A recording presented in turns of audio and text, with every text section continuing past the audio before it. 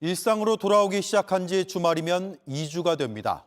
그 2주간 우리의 생활은 한결 나아졌습니다. 하지만 대가도 있었습니다. 여러 지표들이 위기를 말합니다.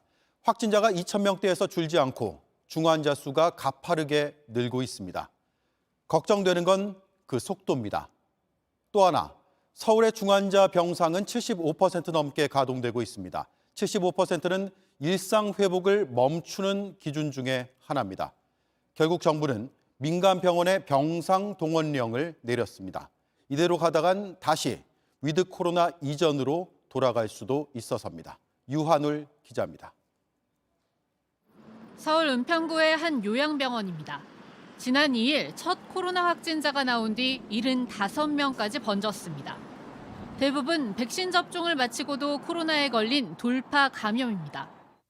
올해 상반기에 접종을 완료한 60세 이상의 고령층이 시간이 지나면서 접종 효과가 약화되고 그에 따른 돌파 감염이 확산되고 있습니다. 고령층 확진은 위험 수준입니다. 확진자 3명 가운데 1명이 60세 이상입니다. 한 달여 만에 2배로 늘었습니다.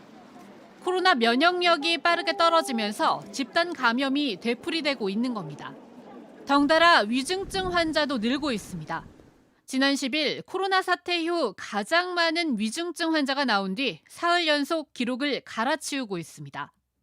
60세 이상 고령층은 위중증 환자의 79.2%를 차지하고 있습니다. 이로 인해 병상 등 우리 의료대응 체계에 부담이 되고 있는 현실입니다. 정부는 고령층에 대한 의료 방역 대응 강화 대책을 추가로 내놨습니다. 고령층 집단 감염이 가장 많이 발생하고 있는 수도권 요양병원과 시설에 초점을 맞췄습니다. 우선 집단 감염이 퍼지는 것을 막기 위해 바이러스 검사를 일주일 1번에서 2번으로 늘렸습니다. 또 감염병 전담 요양병원을 추가로 4곳 더 지정해 405병상을 추가로 확보했습니다. 지난 5일에 이어 추가로 수도권 종합병원 7곳에 행정명령도 내렸습니다. 오늘 명령으로 준중증 병상 52개를 확보할 것으로 정부는 내다봤습니다.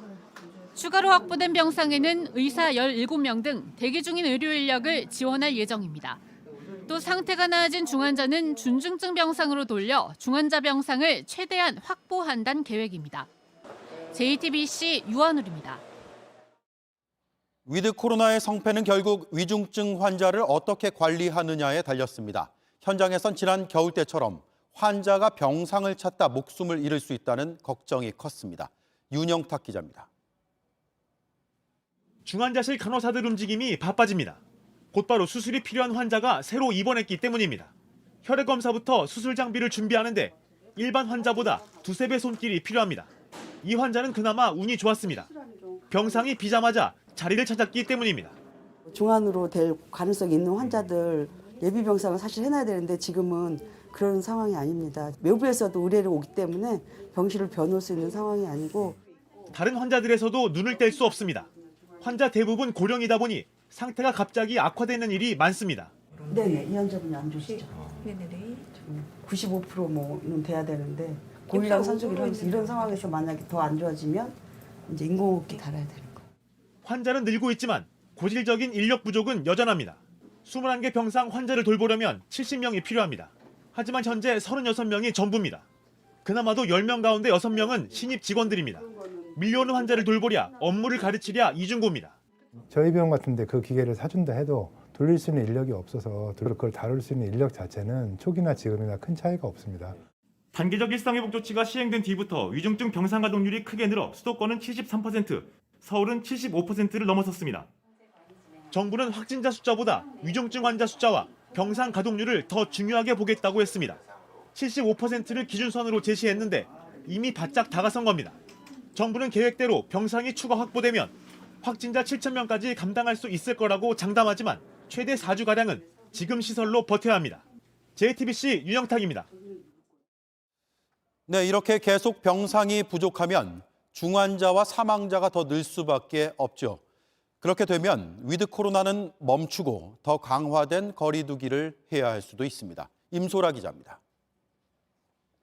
단계적 일상 회복 1단계지만 거리는 이미 코로나 유행 전으로 돌아갔습니다. 식당마다 밀려드는 연말연시 모임에 예약 잡기조차 어렵습니다. 주말 예약은 모든 예약이 다 만석이 되었습니다. 점심 저녁 대기마저도 거의 다 끝났네요. 계획대로라면 단계적 일상 회복은 다음 달 초 2번째 단계로 접어듭니다. 겨울 축제 등 대규모 행사가 가능해집니다.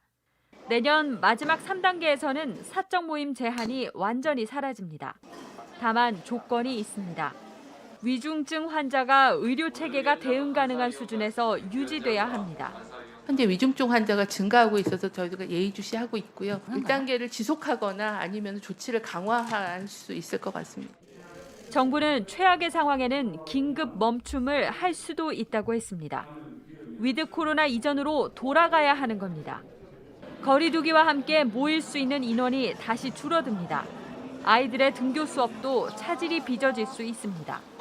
비상계획이 발동되면 전면 등교 대신 원격 수업이 원칙입니다. 위드 코로나 이전보다 더 엄격해질 수도 있습니다.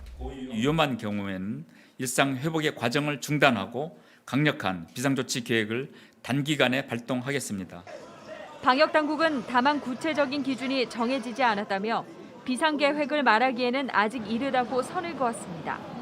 위드 코로나를 이어갈지 아니면 멈출지 여부를 결정짓는 기준은 오는 16일 발표됩니다. JTBC 임소라입니다.